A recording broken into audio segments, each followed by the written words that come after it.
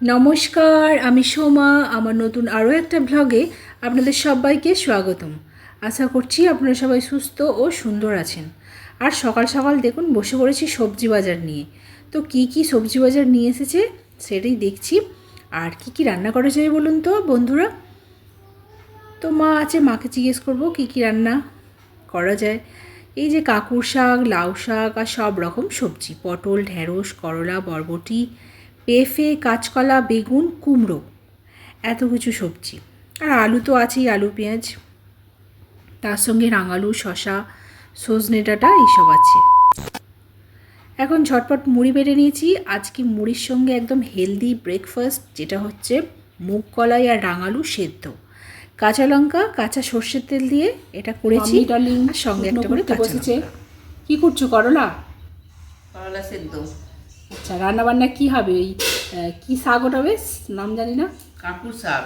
ও, কাঁকুর শাকের সর্ষে বাটা আর করলা ভাতে, আর হবে ডিমের কারি আর চুনো মাছের কটকটে করে ঝাল। আর কি হবে? মোরলা মাছের ঝাল।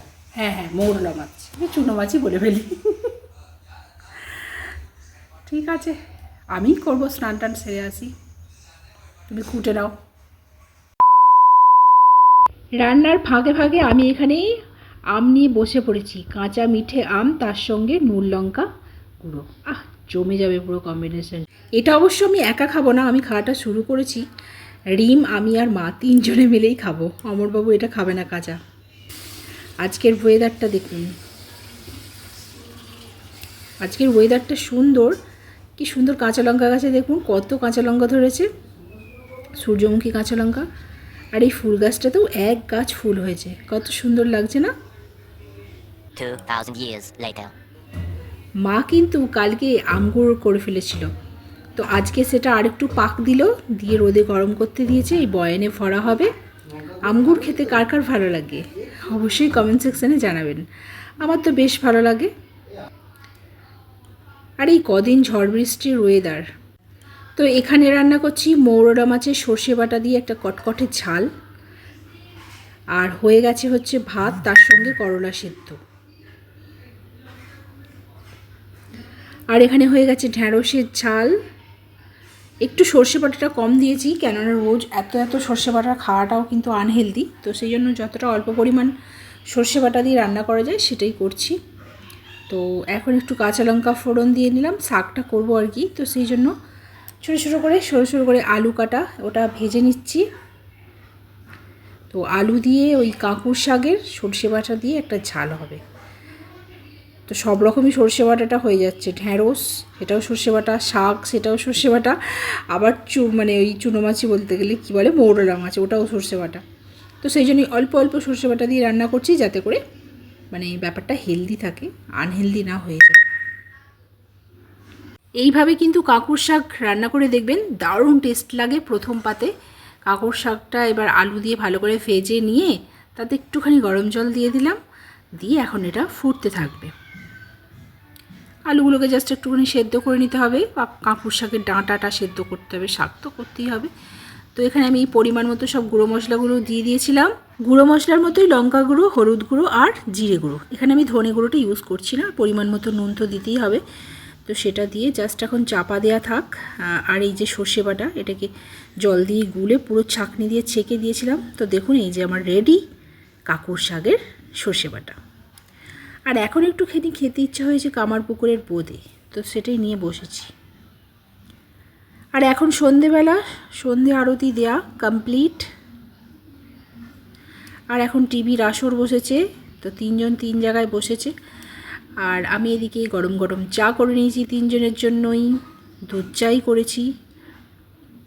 আমাদের মা মেয়ের হচ্ছে চিনি দেয়া।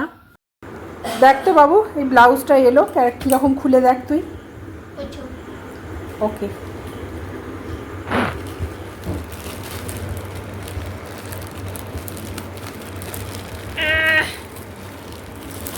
টাইট না, টাইট হবে না।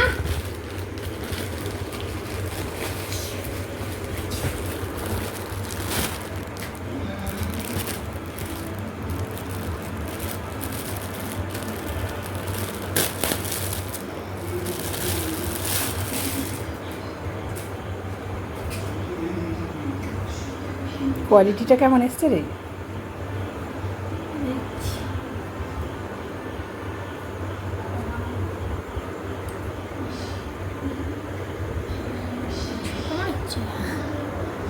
হবে তো,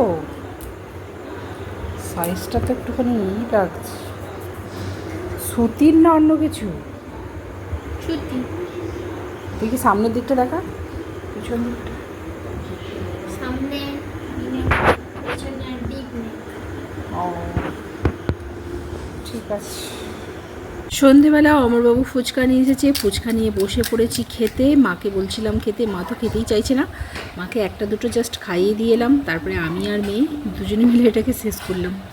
সন্ধেবেলা কিন্তু ফুচকা খেতে দারুণ লাগে, আমার তো রোজই মনে হয় ফুচকা খাই। আর এখন বাজে রাত্রি 9টা, এখন লেগে পড়েছি আমরা ডিনার বানাতে। তো আজকে কি বানাবো বলুন তো?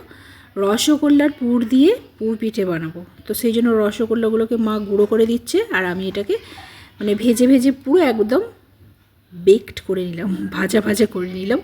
এবার ওই চালের গুঁড়োটা ভালো করে মেখে নিয়েছিল, তো আমিই মেখেছিলাম, মা হচ্ছে যে গড়ছে বসে বসে।